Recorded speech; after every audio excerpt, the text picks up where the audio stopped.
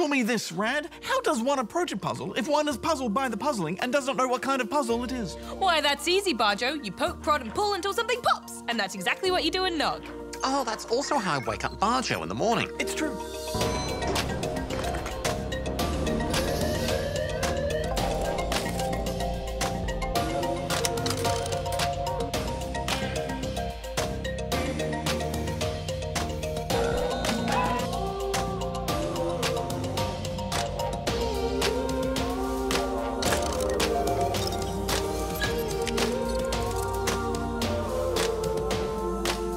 GNOG is a puzzle game full of sound, colour, and pure, unrelenting joy. There's no dialogue or tutorial text to read. You aren't told what to do, how it works, or even what your objective is. The game begins and you're simply presented with a lunchbox of sorts, and then you're left to your own devices.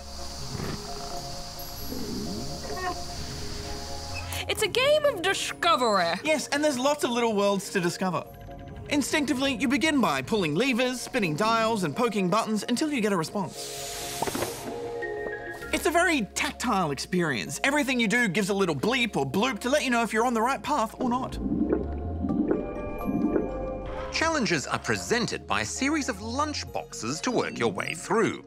Each of them has their own theme. It might be helping a froggy get his dinner, feeding a family of birds to make them grow, doing a brain transplant, or, my personal favourite, repairing a broken spaceship and charting the solar system. Ah, space! I'm a fan of space. I knew you'd like that one, Darren. The art style and animation is maximum adorable. Oh, it's so adorable, it's almost too adorable. I know, right? And my favourite moment was when you open up the lunchbox for the first time and all these little people were revealed. Oh, it's so cute. So cute. My favourite was definitely the boombox. It's a jamboree of audio bliss.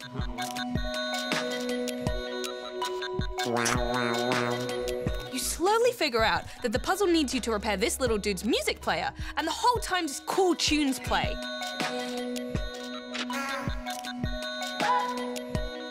The use of interactive music and pleasant tones within the boombox puzzles makes this box in particular one of the most well-made puzzles in the game.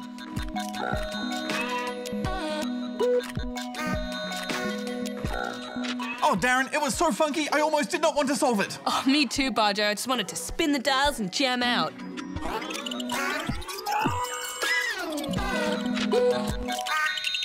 But when you do finish a puzzle, the reward is more puzzles to solve, which is great, but also a joyous success screen.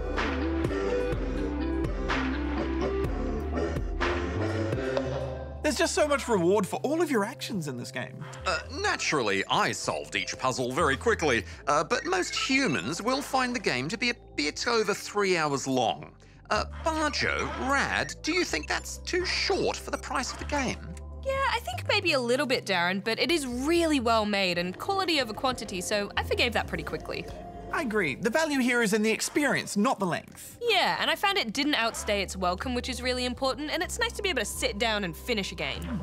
And even in the most difficult puzzles, I was never frustrated. I was just having fun. Part of that is because each puzzle is designed with clear logic, patterns, and universally understandable ideas. Everything you need to complete each box is right there in front of you. When things don't work, take a step back, analyze what's in front of you, experiment, and slowly the solution will come to you. That's very true, Darren. My favourite puzzle was helping this little burglar steal coins from everyone in the building. And there were times where it really stumped me. But the more I explored and considered the objective, the more possible solutions began to form in my mind. And eventually, I solved it. Oh, clever Bajo. And a big part of GNOG's charm is that it makes you feel like a little kid again, just discovering the world for the first time. This game is also made to support the PlayStation VR headset, and it is perfect for that kind of experience as well. But I would say it's just as much fun with a controller. We should point out that VR is generally recommended for ages 13 and over, so if you do wish to play it that way, consult a grown-up first. Final thoughts? This is such a joyful, playful puzzler. I'm giving it 4.5 out of 5 rubber chickens. Yeah, the more I think about it, the more I love this game. I'd recommend it to anyone. I'm giving it 4.5 out of 5 as well.